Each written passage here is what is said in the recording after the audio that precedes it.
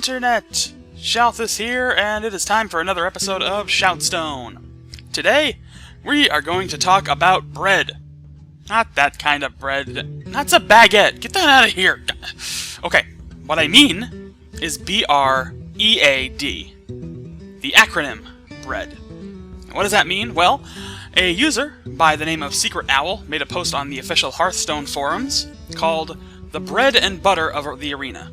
The B.R.E.A.D. and butter of the arena, mind you. And what it stands for is bombs, removal, evasion, abilities, dudes. To break it down, there is a format in many other TCGs and collectible card games called limited, or just some kind of like open deck format, where basically you are generally given a small card pool to work with and to build your deck out of. This can be anything from like what the arena mode does, which is like a draft mode, or just like a sealed deck mode where you're given, you know, X amount of booster packs or X amount of cards, and you have to build a cohesive deck out of those cards. Now, with that in mind, you have to have a certain kind of priority, because you can't really go into an arena mode deck building situation and know what you're going to build. It's just not possible. So that's where bread comes in. Not that kind of bread. What it is this is basically a priority situation here. So we'll start with B, bombs. What is a bomb card? Well, a bomb card is basically a card that can pretty much win you the game by itself in a way. Examples of bomb cards would be, for one that is actually mentioned in the post that SecretOwl made, Deathwing. As you can see, Deathwing will clear the entire field of everything in one swell swoop, as well as your entire hand. But it's a very effective last-ditch effort card to kind of save your game. Other bomb cards that can, if they can't honestly just win you the game like that, they can turn the tide of the game so quickly that you may actually end up winning. Other examples are Alexstrasza, Lord Jaraxxus, Nosdormu, Onyxia. Even Ragnaros the Fire Lord is a good example. All three of the giant cards, Twisting Nether and Brawl, are great minion clearing cards, and they also can serve as bombs in a way. So these are the kind of cards that are usually very high cost, but you're going to want to pick them regardless of that, because you're going to need them if your game gets to the late stages and you just need that one big move to set yourself up for a win. So that's where the bomb cards come into effect, and those are your top priority. If you see those, take them. Obviously, don't build a deck entirely around 8 and 9 mana cost cards, else you'll be completely hosed.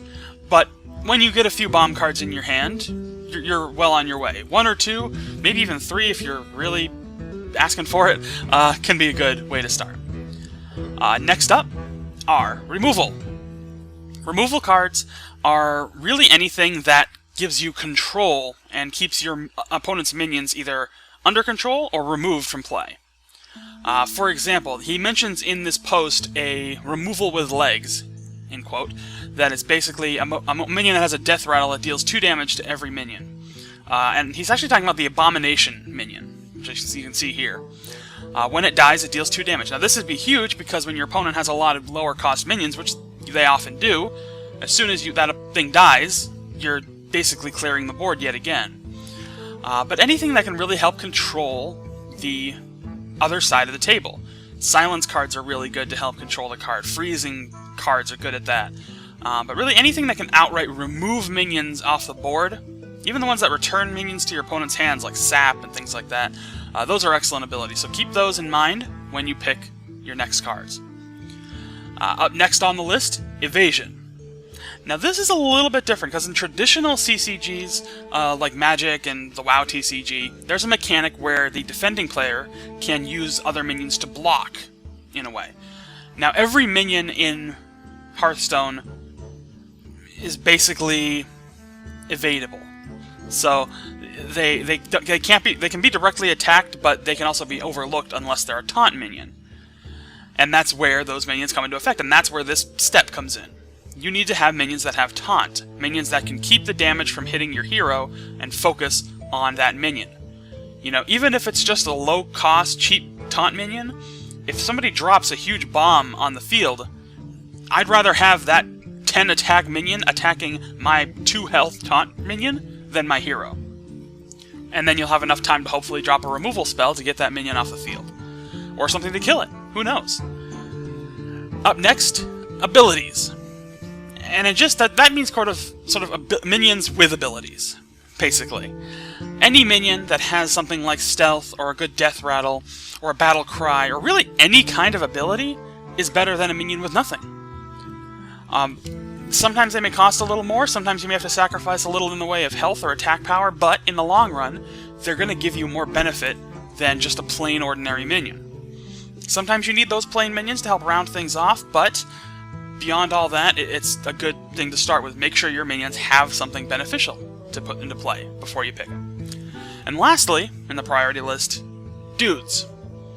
That really just refers to a minion of any kind. Any kind of minion is generally better than any kind of crappy spell, which is the actual verbiage that I believe is used. A cruddy minion is better than a cruddy spell because you can at least do some damage with it. So when it gets to the D step in the priority, and that's what you're looking at,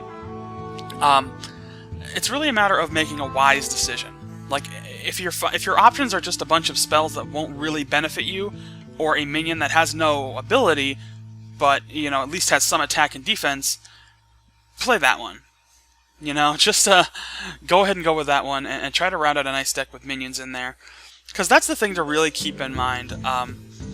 There's so many strategies that you will be able to employ in a deck that you have full control over that don't necessarily apply in an arena deck because of the random nature of it. You know, the RNG is very rarely probably going to be in your favor when you're building your arena deck. So be really careful with what you build, and just try to go with standard type play. Don't try to go with a lot of synergy in the deck. Like, if you try to build like a Murloc deck or a Beast deck, you may find yourself running low on the core elements of the deck, and all of a sudden you've basically hindered yourself. So just play it smart. Get a deck with a good variety of minions. Follow the B.R.E.A.D steps. Not that... Never mind. Follow the B.R.E.A.D steps. Design your deck accordingly. And you should have pretty good luck in the arena by following these steps.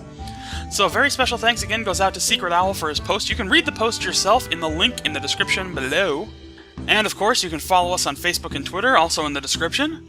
And if you enjoyed this video, there'll be more to come every single day here on ShoutStone. Just like, favorite, comment, subscribe, whatever. What else can I have you do? Donate your firstborn. Don't do that. I don't want any kids. But I think that'll do it. But thank you so much for listening. We will see you next time.